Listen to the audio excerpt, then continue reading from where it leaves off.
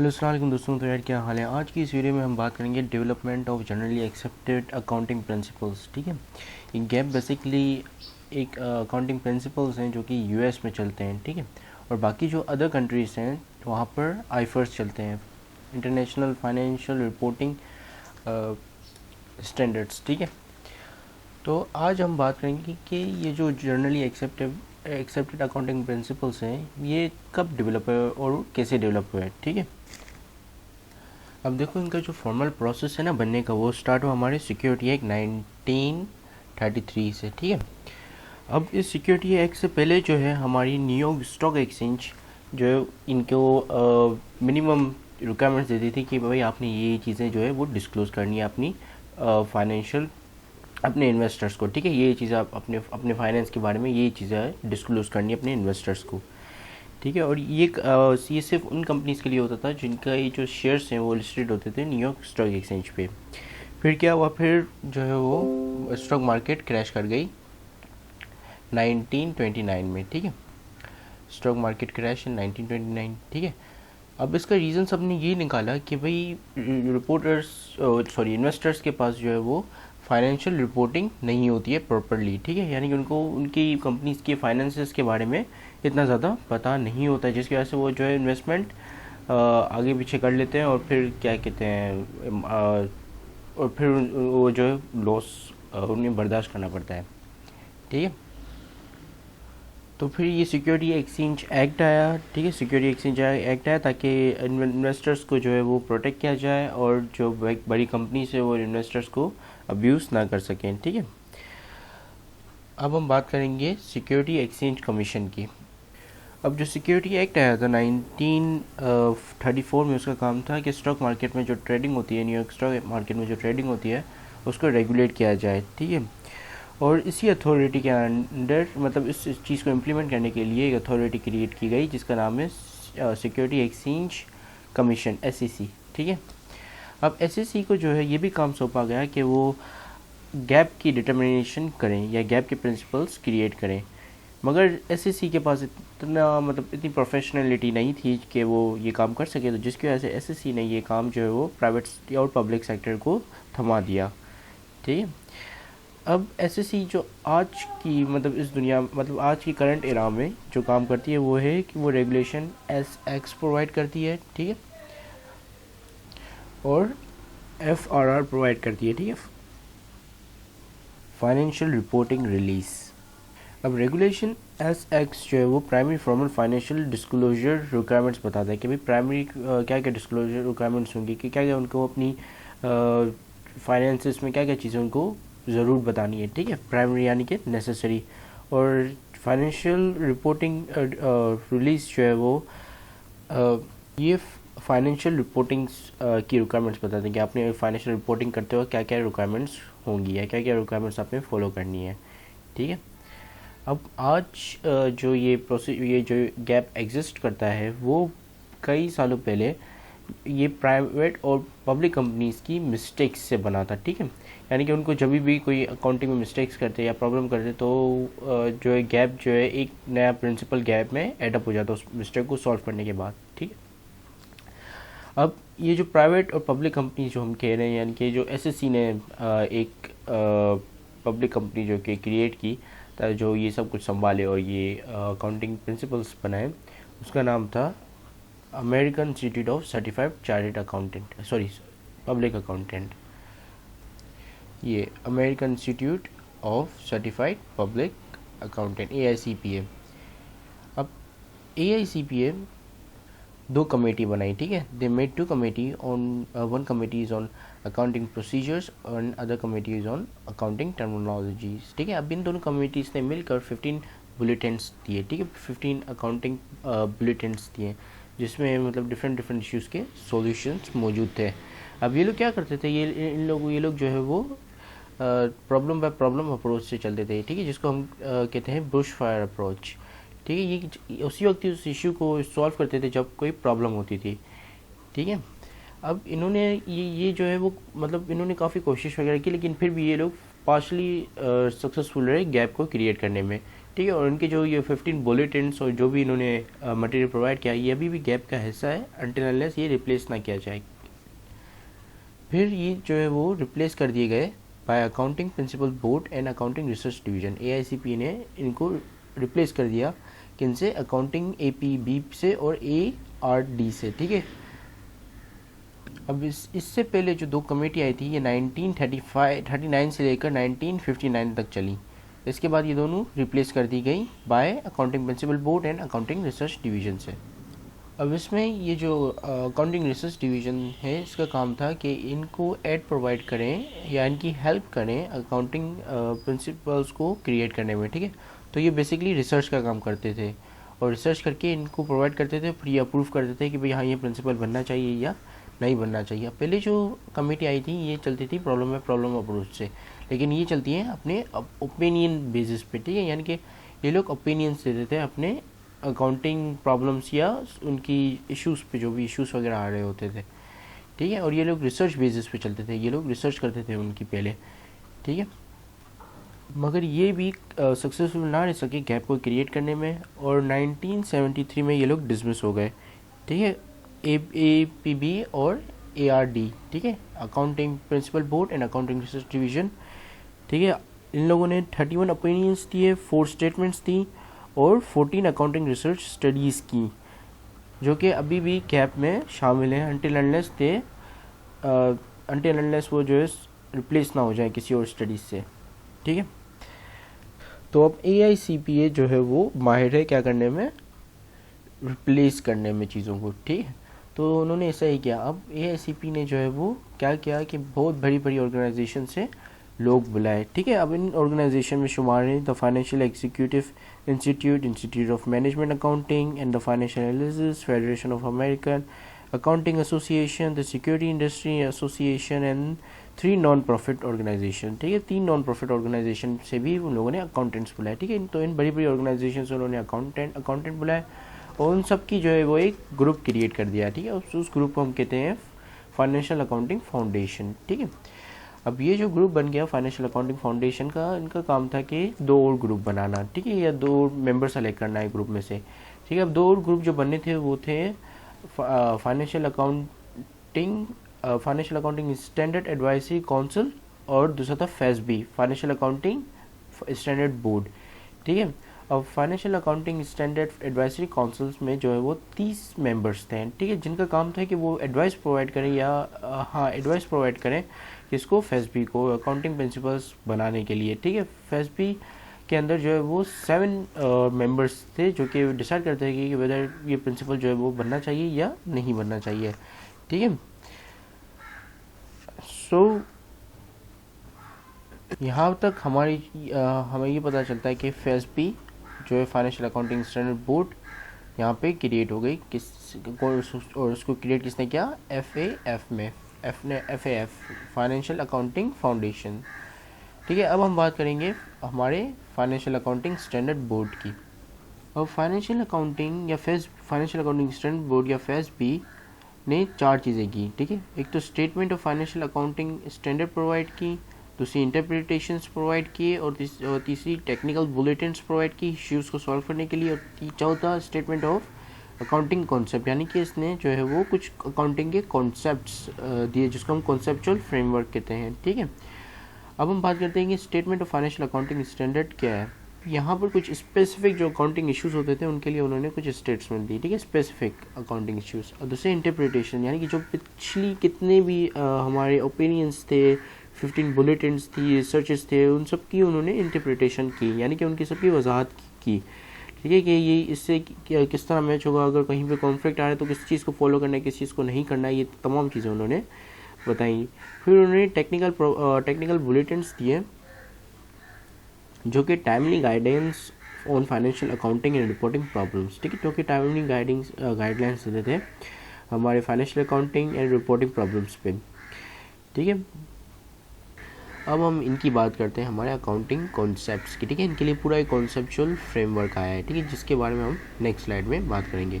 तो ये रहा FASB का फाइनेंशियल अकाउंटिंग कॉन्सेप्चुअल फ्रेमवर्क, ठीक है। उसमें उन्होंने कुछ कॉन्सेप्ट बता दिया हमारे कि अकाउंटिंग कॉन्सेप्ट्स क्या क्या होने चाहिए। तो उसमें सबसे पहला कॉन्सेप्ट है कि भाई objective of financial accounting reporting by the business enterprise. इनका क्या ऑब्जेक्ट क्या होना चाहिए अकाउंटिंग फाइनेंशियल रिपोर्टिंग का एक इंटरप्राइज के लिए, ठीक है। तो भाई इनका ऑब्जेक्टिव ये होना चाहिए कि जो फाइनेंशियल अकाउंटिंग इंफॉर्मेशन है वो यूज़फुल साबित हो एक बिज़नेस और इकोनॉमिक डिसीजंस मेक करने में। दूसरी की इन्फॉर्मेशन जो है वो कॉम्प्रीहेंसिबल हो, जो कि अंडरस्टैंड कर सकें हमारी बिजनेस एक्टिविटीज़ को या अकाउंटिंग एक्टिविटीज़ को, ठीक है। कॉम्प्रीहेंसिबल यानी कि अंडरस्टैंडेबल, वो लोग इजीली जो है वो अंडरस्टैंड कर सकें, यानी कि उनके लिए ये चीज़ जो है वो आसान हो। तीसरा कि फाइनेंशियल रिपोर्टिंग वो हेल्पफुल साबित हो उन यूज़र्स के लिए जो कि amount, timing and uncertainty of future cash flow measure करना चाह रहे हों। इसके अलावा जो प्राइमरी फोकस है इंफॉर्मेशन का वो अर्निंग्स और उसके कंपोनेंट्स पे हो, और इसके अलावा जो इन्फॉर्मेशन है वो जो इन्फॉर्मेशन प्रोवाइड की गई हो वो economic resources of an enterprise and claims against those resources, ठीक है। वो इन्फॉर्मेशन उस इंटरप्राइज के रिसोर्सेज के हवाले से हो और उसके क्लेम्स के हवाले से, यानी कि उसके कितने कितने उधार वगैरह हैं। अब हम बात करेंगे qualitative characteristics of accounting information के बारे में, ठीक है। यानी कि उसके अंदर सिर्फ क्वांटिटी अमाउंट्स, यानी कि आपने अगर फाइनेंस अकाउंटिंग पढ़ी हो तो वहाँ पे सिर्फ अमाउंट्स ही लिखी हुई होती हैं, तो अमाउंट्स के अलावा उनके पास क्वालिटेटिव के अलावा उनके पास क्वांटिटेटिव के अलावा उनके पास क्वालिटेटिव भी कैरेक्टरिस्टिक्स होने चाहिए, ठीक है। जैसे रेलेवेंस या रिलायबिलिटी, ठीक है, वैलिडिटी या वेरीफाइबिलिटी, ठीक है। अब यहाँ पर रेलेवेंस और रिलायबिलिटी जो कि वो प्राइमरी क्वालिटीज़ हैं, ठीक है, जो कि हमारे अकाउंटिंग इन्फॉर्मेशन को यूज़फुल बनाती है डिसीजंस मेकिंग करने के लिए, ठीक है। अगर रेलिवेंट होना है अकाउंटिंग इन्फॉर्मेशन को तो इसका मतलब कि उनको जो है वो प्रेडिक्टिव होना पड़ेगा अकाउंटिंग इन्फॉर्मेशन को, और उसमें जो है वो फीडबैक की वैल्यू होनी चाहिए, और वो लोग टाइमली होनी चाहिए, ठीक है, यानी कि टाइमली गिवन हो। मतलब ऐसा नहीं कि 2 साल की इन्फॉर्मेशन 2 साल के बाद आई हो, नहीं, 2 साल की इन्फॉर्मेशन मतलब उस साल की इन्फॉर्मेशन उसी साल ही आ रही हो, या उसी मंथ की इन्फॉर्मेशन उसी मंथ ही होनी चाहिए, ठीक है। और अगर रिलायबल होना है तो information has to be verifiable, यानी कि वो इन्फॉर्मेशन जो है उसको हम वेरीफाई कर सकें जब हम देखें कि भाई हकीकत से वो इन्फॉर्मेशन मैच करती हो, यानी कि अगर हम उसमें लिखा हुआ है कि भाई इन्वेंट्री इतनी है और हम असली में जाके इन्वेंट्री काउंट करें तो इन्वेंट्री उतनी हो, यानी कि उसको हम वेरीफाई कर सकें, ठीक है। इसके अलावा उसमें रिप्रेजेंटेशनल फेथफुलनेस होनी चाहिए और न्यूट्रल हो वो इन्फॉर्मेशन, ठीक है। कंपेरेबिलिटी होनी चाहिए, हम जो है उसको दो शीट्स मतलब 2 बैलेंस शीट्स को जो है वो आपस में कंपेयर कर सकें और उसके बेसिस पे हम ट्रेंड एनालिसिस कर सकें कि किस ट्रेंड में जा रहा है, ठीक है। तो कंपेरेबिलिटी होनी चाहिए, ठीक है। और इसके अलावा कंसिस्टेंसी होनी चाहिए कि मतलब जो वो लोग जो प्रिंसिपल्स फॉलो कर रहे हैं जिस तरीके से कर रहे हैं वही तरीका वो जो है वो अगले फ्यूचर में वो अपनाते रहें, ठीक है। इसके अलावा जो उन्होंने तीसरा कॉन्सेप्चुअल फ्रेम और वर्क किया है उसमें लिखा है कि elements of financial statement of business enterprise, यानी कि यहाँ पर कुछ एलिमेंट्स होने चाहिए जिनके बेसिस पे वो लोग जो है वो अपनी अकाउंटिंग स्टेटमेंट्स वगैरह बनाएं। अब वो एलिमेंट्स क्या हैं? Assets, liability, equity, investors by owners, distribution to owners, comprehensive income, expense, gains and losses, ठीक है। वही एलिमेंट्स जो आप बेसिकली जिनको आप हेड्स ऑफ द अकाउंट्स कहते हो, ठीक है। तो ये एलिमेंट्स होने चाहिए। अब एसेट्स क्या है? अगर आपको पता होगा कि these are the every resources of the businesses which help them to make money, ठीक है। तो बेसिकली अगर हम एसेट्स की एक सिंपल और एक आसान डेफिनेशन लें तो assets are all the future benefits, all the future economic benefits of a firm, ठीक है। जो उस फर्म को फ्यूचर में जाके बेनिफिट्स दें, तमाम चीज़ें जो भी फ्यूचर में जाके उस बिज़नेस को बेनिफिट दें उसको हम एसेट कहते हैं। अब लायबिलिटीज़ क्या है? All the probable future sacrifice, ठीक है। ये फीचर वो फ्यूचर बेनिफिट थे एसेट्स, और liabilities are the future sacrifice of economic benefit, ठीक है। इसके अलावा इक्विटी आपको पता है कि अगर हम जो है अकाउंट एसेट्स में से लायबिलिटीज़ निकाल दें तो जो भी बचा होगा वो इक्विटी कहलाएगा, ठीक है। फिर आता है इन्वेस्टमेंट बाय ओनर्स, ठीक है। अब ये वो एडिशनल इन्वेस्टमेंट होती है जो कि ओनर्स लगाता है अपने बिजनेस में, ठीक है, जिसकी वजह से उसका कैपिटल बढ़ जाता है। अब डिस्ट्रीब्यूशन टू ओनर्स, ये इसको हम ड्राइंग्स भी कह सकते हैं, या फिर जो इनकम होती है और वो जो ओनर्स में डिस्ट्रीब्यूट होती है उसको भी इस कैटेगरी में आ सकती है, ठीक है। फिर आता है हमारी कंप्रहेंसिव इनकम। कंप्रहेंसिव इनकम किसे कहते हैं कि हम देखते हैं कि भाई एसेट्स में कितना over the period of time कितना चेंज आया, ठीक है, वो बढ़े कम हुए, ठीक है, अगर वो एसेट बढ़ गए तो उसका मतलब आपको कैपिटल गेन हुआ, this is the comprehensive income, ठीक है। फिर आते हैं हमारे रेवेन्यूज़ को हम सिंपल वर्ड में कहते हैं कि these are the inflows in our business, ठीक है, इनफ्लोज यानी कि जो पैसे हमारे बिजनेस के अंदर आए, और एक्सपेंस को हम सिंपली कहते हैं these are the outflows of our business, ठीक है। और इसके अलावा ये अदर कंजप्शंस भी होते हैं जो कि एसेट के इस्तेमाल करने की वजह से कर्ज होते हैं, ठीक है, यानी कि जैसे कि आप इन आउटफ्लोज जैसे कि आपने पैसे निकाल दिए, ठीक है, इस पैसे क्या है, एसेट है, इसी तरह कोई अगर अदर एसेट भी अगर आपने निकाल दिया तो वो भी आपका एक्सपेंस कहलाएगा, ठीक है। जैसे हमारे पास एक्यूरियल बेसिस होता है तो हम जो है वो ऑफिस सप्लाइज को एज अ एक्सपेंस आउट कर देते हैं, क्योंकि ऑफिस सप्लाइज जो है वो इस्तेमाल हो गई, जो चीज़ यूज्ड हो गई, जो एसिड यूज्ड हो गया वो एसिड अभी रहा नहीं तो उसको हम एक्सपेंस आउट कर देते हैं, ठीक है। फिर आते हैं हमारे गेंस, ठीक है, ये हमारी इक्विटी को जो भी चीज़ें इंक्रीज़ कर देती हैं, यानी कि जो नेट इनकम आती है और हम जो उसको एडप्ट कर देते हैं हमारी इक्विटीज़ में, तो उसको हम कहते हैं गेंस। लॉसेस वो चीज़ होती हैं जो कि हमारी इक्विटी को रिड्यूस कर दें, ठीक है, यानी कि जो हमारे कैपिटल से लेस कर दिए जाए, तो जैसे हमारे पास नेट लॉस आ रहा होता है, ठीक है। So these are the losses. अब हम बात करेंगे हमारी एलिमेंट्स की हो गई, अब हम बात करेंगे हमारी रिपोर्टिंग एंड नॉन रिपोर्ट और objective for financial reporting for non reporting organisation, ठीक है। सो इनके लिए भी उनके लिए भी जो है फेसबी ने कुछ ऑब्जेक्टिव्स दिए हैं, और उनके ऑब्जेक्टिव्स जो है वो काफ़ी सिंपल हैं कि इनके ऊपर जो है टैक्स लाइज नहीं होता, क्योंकि जाहिर सी बात है प्रॉफिट के लिए काम नहीं कर रहे होते हैं, तो इनके भी दीगर ऑब्जेक्टिव है। तो बहरहाल ये इतने इंपॉर्टेंट नहीं है तो उसको हम इतना डिस्कस नहीं करते हैं, क्योंकि टाइम काफ़ी ज़्यादा, वीडियो ज़्यादा कुछ ज़्यादा बड़ी हो गई है। तो हम हमारे नेक्स्ट कॉन्सेप्ट पे आते हैं जो कि recognition and measurement in financial statement of business enterprise. अब यहाँ पे रिकॉग्निशन का मतलब है कि जो भी हम ट्रांजेक्शन्स करते हैं या जो भी हम आइटम डालते हैं उसके अंदर, तो उसकी चार चीज़ें या उसकी जो है चार करेक्टरिस्टिक्स होनी चाहिए। जो भी हमारे बिज़नेस के अंदर आइटम से मुराद जो भी हमारे बिज़नेस में एक्सपेंस, रेवेन्यू या कुछ भी चीज़ जो भी हम ट्रांजेक्शन्स वगैरह कर रहे हैं, उसकी जो है वो चार करेक्टरिस्टिक्स लाजमी होनी चाहिए, ठीक है, या वो चार जो है थ्रेशोल्ड पे पूरा उतरे। पहला कि वो उसकी डेफिनेशन हो, ठीक है, यानी कि वो कौन से एलिमेंट्स में फिट होता है, कि वो या फिर वो एक्सपेंस जो भी हमारे पास जो आइटम है, या तो फिर वो एक्सपेंस होना चाहिए, या तो फिर रेवेन्यू होना चाहिए, या तो फिर वो जो है कैपिटल होना चाहिए, या तो फिर वो हमारे एसेट होना चाहिए, ठीक है, इन एलिमेंट्स पे पूरा उतरे, ठीक है, वो एक एलिमेंट हो, ठीक है, कोई इन एलिमेंट से हटके कोई चीज़ ना हो। तीसरा मेजरेबिलिटी, ठीक है, उसको हम मेजर कर सकें, यानी कि वो इन टर्म्स ऑफ अमाउंट हो, ठीक है, इन टर्म्स ऑफ नंबर हो, तो उस नंबर पे को हम जो है वो मेजर कर सकें। तीसरा रेलिवेंस हो, कि वो आइटम जो हमारी बिजनेस से रिलेट करता हो, ठीक है। चौथा कि वो उसमें रिलायबिलिटी हो, ठीक। अब इसके अलावा जो मेजरमेंट का कॉन्सेप्ट आता है उसका मतलब कि ये कि उसकी जो है 5 डिफरेंट हम मेजरमेंट कर सकें, जैसे historical cost, current market value, net realisable value, या प्रेजेंट और discounted value of cash flow. अब हम बात करते हैं कि इमर्जिंग इश्यूज टास्क फोर्स क्या है, ठीक है।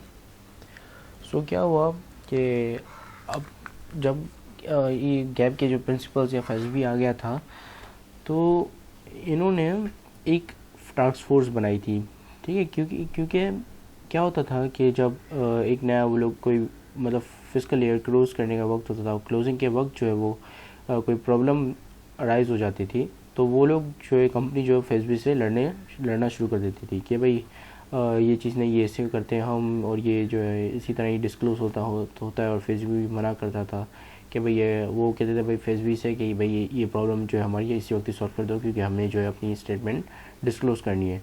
तो उसके लिए फेसबी ने एक अलग से टास्क फोर्स बनाई थी, इमरजेंस इशू टास्क फोर्स, जो कि इन चीज़ों को कैटर करती थी, ठीक है। फिर आता है हमारा सर्वेलेंस ऑक्सिलरी एक्ट। क्या हुआ कि 2001 या 2002 में ईरान और कुछ world.com, ठीक है, तो कुछ ऐसी ऑर्गेनाइजेशन थी जिन्होंने बड़े फाइनेंशियल स्कैंडल्स किए, और ये कैसे किए, ये इन्होंने जो है अकाउंटिंग प्रिंसिपल्स को फॉलो ना करके किए, ठीक है, और ये स्कैंडल्स काफ़ी बड़े थे, तो जिसकी वजह से उन्होंने एक सर्वेलेंस ऑक्सिलरी एक्ट निकाला, जिसमें जो है वो इंटरनल कंट्रोल के ऊपर जोर अब सर्वेंस ऑक्सिलरी एक्ट ये कहता है कि भाई एडवोकेट इंटरनल कंट्रोल होना चाहिए और ये मैनेजमेंट की रिस्पॉन्सिबिलिटी होनी चाहिए, ठीक है। यानी कि मैनेजमेंट जो है अपनी पूरी फाइनेंशियल स्टेटमेंट्स को ऑडिट करवाए और देखे कि ये जो है वो उनकी जो फाइनेंशियल स्टेटमेंट है वो या इनकी जो फाइनेंसेस या जो भी अकाउंटिंग उन्होंने जो भी अकाउंटिंग की है वो गैप के प्रिंसिपल पे या गैप के रूल्स पे मैच करती है या नहीं करती है, ठीक है। तो ये रिस्पॉन्सिबिलिटी उन्होंने मैनेजमेंट को दे दी ताकि इससे जो है फाइनेंशियल स्कैंडल्स कम हो जाए और इन्वेस्टर्स को जो है वो नुकसान ना हो, ठीक है। दूसरा, अब आखिरी यहाँ पर ये चीज़ आती है जानने वाली, वो है फेसबी अकाउंटिंग स्टैंडर्ड कोडिफिकेशन। अब यहाँ पे काफ़ी सारी हमारे पास रिसर्चेस आ गई थी, कोई ओपिनियंस आ गए थे, बुलेटिन्स आ गए थे, टेक्निकल बुलेटिन्स आ गए थे, और काफ़ी सारे कंटेंट आ गया था कि इतना कंटेंट था कि एक बंदा जो है वो गैप को पूरा अंडरस्टैंड नहीं कर सकता।